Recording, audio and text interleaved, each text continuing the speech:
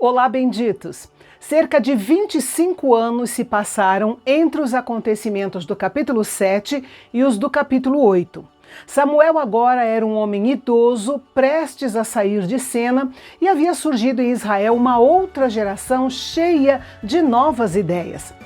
Samuel havia colocado seus filhos, Joel e Abias, como juízes em Berseba, o que acabou sendo uma grande falha, porque nunca se tinha usado esse padrão de juízes sendo nomeados por homens ou do cargo de juiz sendo passado de pai para filho.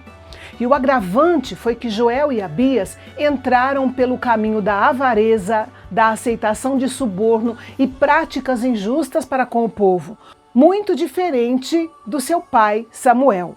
Por causa disso, os líderes do povo se reuniram e foram falar com Samuel. E isso era justo, uma vez que eles não eram obrigados a aceitar Joel e Abias, que eram obviamente ímpios e inadequados para liderar. Só que eles foram além, pedindo a Samuel que constituísse um rei sobre a nação de Israel, como era comum em todas as outras nações. E nesse ponto, eles erraram feio. O desejo de ter um rei em si não era ruim. O plano de Deus para Israel incluía sim um rei. 400 anos antes, ele já tinha dado instruções a Israel sobre como seria a conduta do seu futuro rei. O problema era a motivação deles ao pedir um rei. Eles queriam ser como todas as nações. Até hoje, o povo de Deus enfrenta problemas por querer ser como todo mundo. Por isso, Paulo nos aconselha a termos uma mente renovada para que as nossas motivações sejam coerentes com a vontade de Deus, que é sempre boa, perfeita e agradável. Outro detalhe importante é que nunca foi o objetivo de Deus que Israel fosse igual às outras nações. Ao contrário, ele queria torná-los um tesouro especial para ele entre todos os povos, um reino de sacerdotes e uma nação santa. Ou seja, Deus queria fazer de Israel um povo especial, mas eles queriam ser como todas as outras nações. Havia uma diferença entre um rei e um juiz. Um juiz era um líder levantado por Deus, geralmente para atender a uma necessidade específica em um momento de crise. Quando a crise acabava, geralmente o juiz voltava a fazer o que ele fazia antes. Já um rei não apenas mantinha o seu cargo como rei enquanto vivesse, mas também passaria o seu trono para os seus descendentes, o que poderia ser uma bênção ou uma maldição para qualquer povo.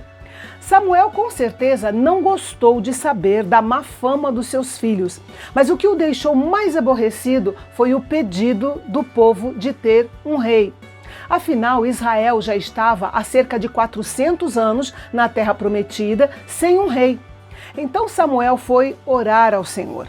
Esta é a coisa certa a fazer sempre que nós estamos descontentes. Nós erramos quando carregamos fardos e preocupações em vez de orarmos mais e entregá-los com fé ao Senhor.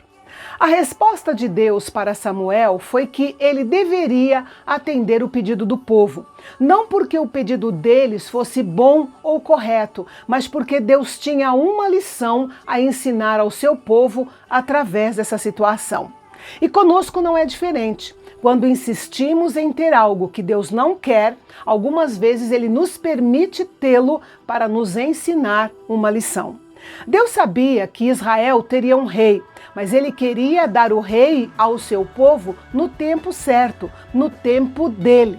Se Israel não queria seguir o plano de Deus, isso significava que não queria que Deus reinasse sobre eles. Ou seja, eles não estavam rejeitando Samuel, mas sim o próprio Deus. Por isso, ele lhes daria um rei que refletisse o estado geral do povo, e eles teriam que lidar com as consequências da sua escolha.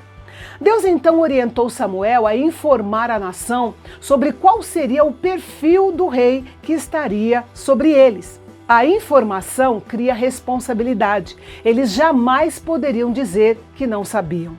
Na visão de Israel, eles tinham problemas que só seriam resolvidos tendo um rei. Isso até poderia ser verdade, mas Deus queria que eles soubessem que um rei também traria outros problemas. Mas, mesmo com todas as explicações e advertências de Samuel, os líderes do povo foram irredutíveis. Eles queriam um rei. Podemos até imaginar que, se Israel não tivesse endurecido seu coração neste ponto da sua história, Deus teria feito de Davi o primeiro rei de Israel. Enfim, Samuel estava ciente da inquietação do povo e do seu desejo de mudança e sabia que períodos de transição fazem aflorar o que há de melhor ou de pior nas pessoas.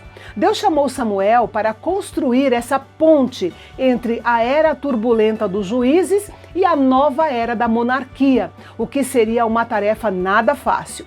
De uma coisa Samuel estava certo: com ou sem rei, a nação jamais seria bem-sucedida se o povo não colocasse o Senhor em primeiro lugar e cresce somente nele.